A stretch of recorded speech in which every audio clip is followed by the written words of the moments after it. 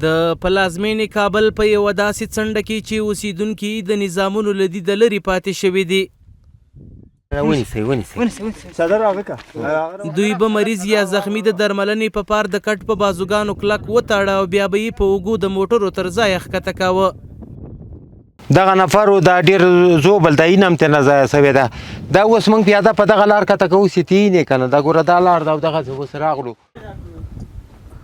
دا د واخانو یا هم د نورستان د لرو پرتو درو اوسیدونکي نه دي. دوی کابلیان دي خو له هر چا زیات محروم او له پامه غورځېدلي دي.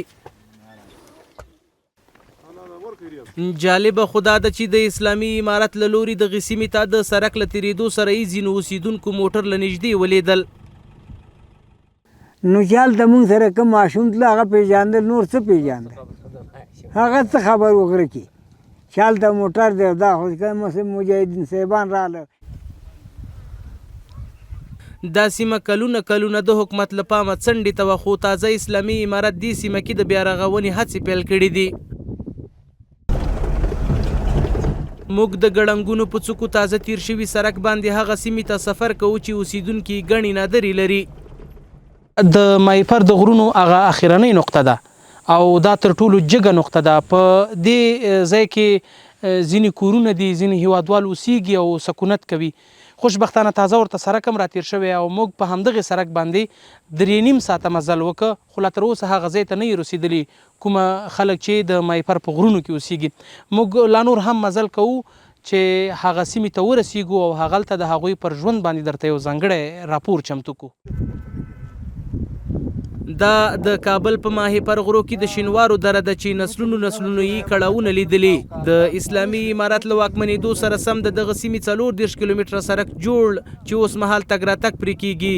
ځایي اوسیدونکي وایي د سړک له ورتګ سره یې ګڼې ستونزې هوارې شوې دي.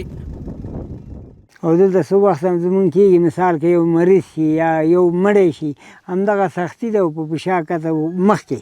اوس چې دی یو سړک راغله ښه دی، که مثال یو سخته راباندې راشي یا مریض پیدا شي یا مړی پیدا شي او زمونږ ضرور شي هغه به مو واخل دغسې ګاړی ښه شو که نه دې ته مونږ سهولت وایو. انشاءالله اوس زموږ خو دا ستونزې ډېرې له حده پورې تقریبا په 100 کې 50 راغلي دي چې هغه کوم مریض پیدا سي په موټر دلته پیدا سي، موټر کې کته کوو کالته پیدا سي، د کلي ته څوک راځي په چکر باندې راځي، مړي ژوندي لپاره راځي. زموږ د مشکلات یعنې هغې تقریبا 50 راغلي دي. په تیرو وختونو کې به د دې سیمې اوسیدونکو د سړک د نشتون له امله مریض یا زخمی د تداوۍ په موخه د لرګیو په ورن کې کلک وتاړه او بیا به یې د اوږو په واسطه د موټرو تر ځایه ښکته کاوه چې ډېر کله به مریض په لاره کې ساه ورکوله.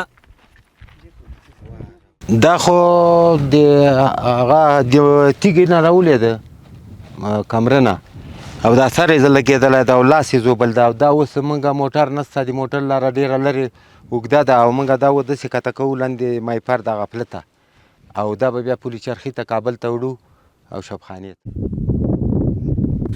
دلته د روغتیايي کلینیک او ښوونځي هیڅ رک نه لګیږي، خو د ځایي اوسیدونکو په خپلو امکاناتو جوړ شوی ښوونځی هم سږکال د ډېرو ورښتونو له امله ونړېد، خو سیمه ییز اوسیدونکي بیا جوړېدو ته نور بېوسه دي. دغه مکتب خو موږ کلیوالو په خپلو شخصي پیسو باندې په خپلو لاسو باندې دا مکتب د خپلو بچیانو لپاره جوړ کړ. اوس موږ دومره وس نه لرو چې موږ د خپله جوړ شوی مکتب بېرته جوړ کړو. د موږ وس نه رسېږي نور چې کوم توان او طاقت موږ کې وو هغه مخکې موږ مصرف کړی اوس نه لرو. موږ خلک ضعیفه دي او ټول اقتصاد خرابه ده، د مکتبونو جوړولو توان موږ نه لرو. کلینیک نشته د بیخي سره شته نه، کلینیک نشته، مکتب نشته، دلته یو شی هم نشته. دوسته دا تقریبا 3-4 کلي ده د منطقو کې، دغه د اخواته د اخواته خو دلته کلینیک مکتب دواړه نشته.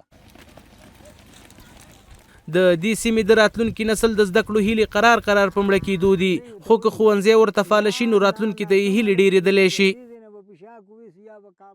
له نن څخه یوه میاشت وړاندې پکې مخابراتي شبکه فعاله شوې، خو بسنه نه کوي، وایي د غرو په تاترو کې یوه شبکه کار نه کوي.